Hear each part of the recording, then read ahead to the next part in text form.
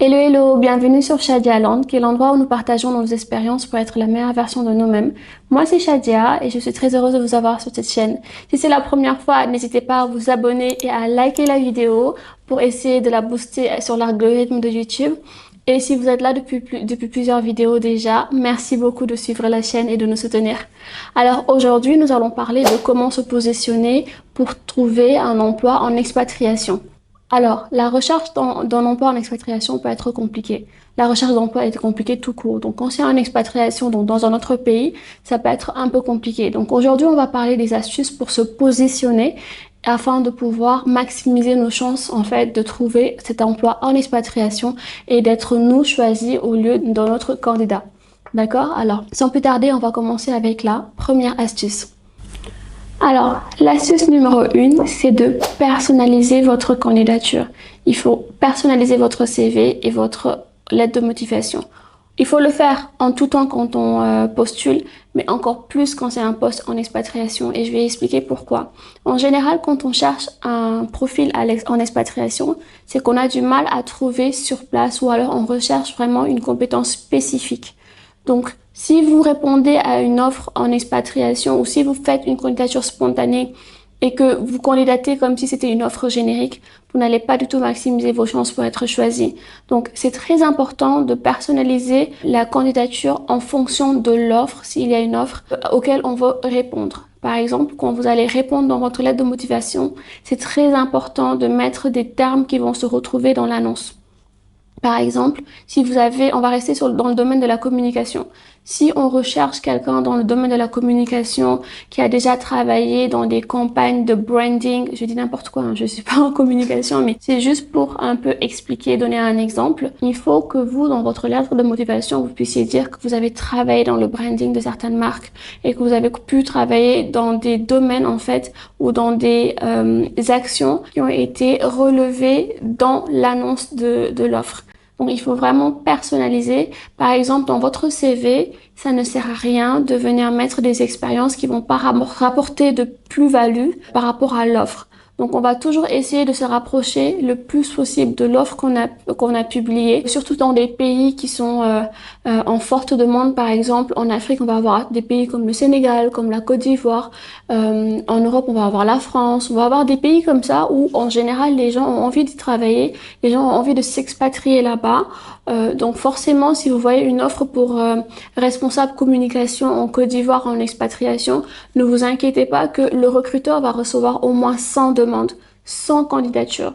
Donc, pour que votre candidature à vous soit plus intéressante, il faut vraiment qu'elle soit spécifique et que quand le recruteur il reçoit votre candidature, qu'il se dise « Ah, tiens, cette personne-là, j'ai envie de la rencontrer et j'ai envie d'en savoir un peu plus sur son cursus. » Donc, essayez vraiment quand vous postulez, quand vous avez trouvé une offre, de vraiment l'adapter et de vraiment la personnaliser par rapport à l'offre que vous avez consultée.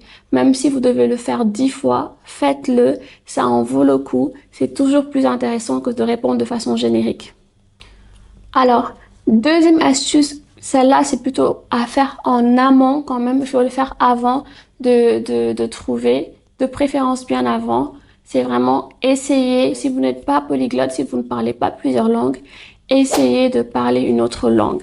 J'aurais plutôt tendance à conseiller aux gens de parler l'anglais et d'améliorer leur anglais parce que aujourd'hui, l'anglais, c'est quand même une langue qui est assez parlée dans la plupart des entreprises. Donc, c'est toujours un plus, en fait, d'avoir l'anglais comme une langue supplémentaire.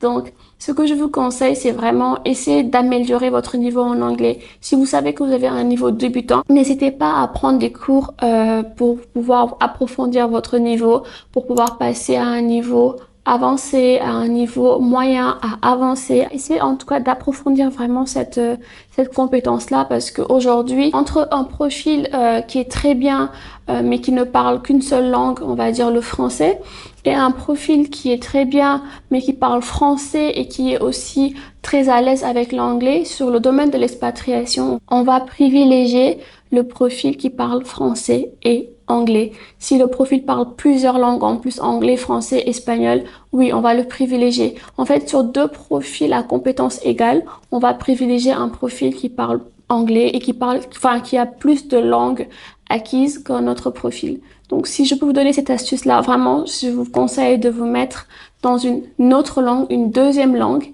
L'anglais est en général la langue qu'on utilise le plus dans les affaires et dans le domaine professionnel. Donc, j'aurais plus tendance à vous dire, essayez d'approfondir votre niveau en anglais. La troisième astuce, ça va être de développer votre réseau. Pourquoi développer votre réseau? Parce que tout simplement, la plupart des offres qu'on va venir à obtenir en expatriation, pas la plupart, mais une bonne partie quand même, c'est à travers des cooptations. Donc, c'est quelqu'un qui vous connaît, qui a déjà travaillé avec vous, qui sait que vous travaillez bien par rapport à ce domaine-là et qui va vous recommander.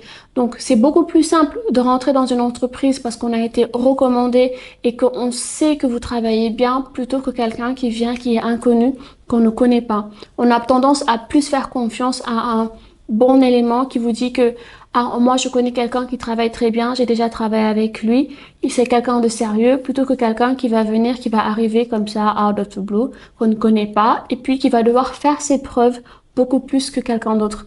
Donc ce que je vous conseille de faire, c'est réseauter, développer votre réseau professionnel. C'est très important. Plus vous allez développer ce réseau-là, que ce soit à travers les groupes LinkedIn, à travers les groupes professionnels, à travers parfois il y a des associations aussi par rapport à un certain domaine.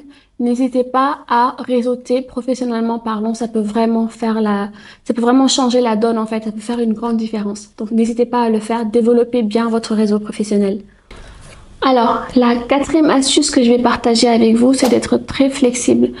Parfois, on peut avoir une idée de ce qu'on veut faire, d'où est-ce qu'on veut aller et on va se dire non, moi, je vais postuler que pour des offres qui auront tel intitulé dans telle ville de tel pays. Parfois, ça peut vraiment nous restreindre. Il faut savoir qu'en expatriation, souvent, on va nous proposer une offre dans telle ville, mais on va se retrouver à voyager dans une autre ville et à faire parfois un peu plus que ce qu'on voulait faire ou un peu moins. Enfin, un peu plus, c'est quand même mieux. Mais on va pas forcément se retrouver dans le cadre qui a été complètement défini au début. Donc, c'est très important d'être très flexible et d'être adaptable. Donc, essayez déjà d'anticiper sur ça. Ne vous dites pas, je vais postuler que pour telle sorte d'offre ou dans telle ville de tel pays. Essayez d'être un peu plus large, de viser un peu plus large. Comme je le disais dans la vidéo précédente, vous pouvez parfois, au lieu de cibler une ville dans un pays, vous pouvez cibler une zone géographique. Ça peut être l'Afrique de l'Ouest, ça peut être l'Europe de l'Est, ça peut être l'Europe du Nord, ça peut être l'Afrique centrale. Ça dépend de vous, ça dépend de ce que vous voulez faire. Mais en élargissant en fait votre zone de recherche, vous allez avoir plus de chances de trouver et donc plus de chances de vous positionner parce que vous n'allez pas forcément vous positionner dans les pays où tout le monde cherche et ça va vous aider à vous mettre en avant aussi. Donc n'hésitez pas à faire ça, ça peut vraiment aider, ça peut vraiment être quelque chose qui va vous aider à vous positionner aussi. Alors dernière astuce, ce sera vraiment d'essayer de vous renseigner un peu sur les milieux professionnels où vous voulez travailler dans le pays où vous voulez aller. Et ça, ce n'est pas très compliqué de le faire. Encore une fois, vous allez avoir des groupes, que ce soit sur les réseaux sociaux comme Facebook ou sur LinkedIn. Encore une fois, vous avez des groupes qui vont venir vous donner beaucoup d'informations par rapport à ce que vous cherchez, le lieu, la ville, le pays.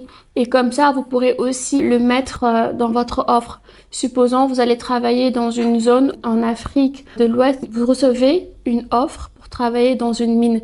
C'est bien de savoir comment ça se passe quand on se travaille dans une mine. Et par exemple, vous n'allez pas forcément avoir le même rythme. Vous allez travailler pendant une semaine ou deux et après vous allez avoir une semaine de vacances. Donc, essayez de vous renseigner et par rapport à ça, dans votre candidature, vous pourrez préciser que vous avez déjà travaillé avec des rythmes qui sont différents des rythmes conventionnels et que vous êtes prête à vous adapter, que vous êtes prête à pouvoir travailler comme ça, que ça ne vous dérange pas. C'est toujours des petites choses en fait qui vont venir rassurer le recruteur et qui vont le pousser à vouloir vous contacter. Donc ça peut vraiment aider dans le choix de la personne qui sera recrutée. C'était tout pour moi, c'était des astuces en fait pour essayer de vous positionner pour un emploi en expatriation. Si vous avez des questions, n'hésitez pas à me les mettre en commentaire, je répondrai à tous les commentaires bien sûr.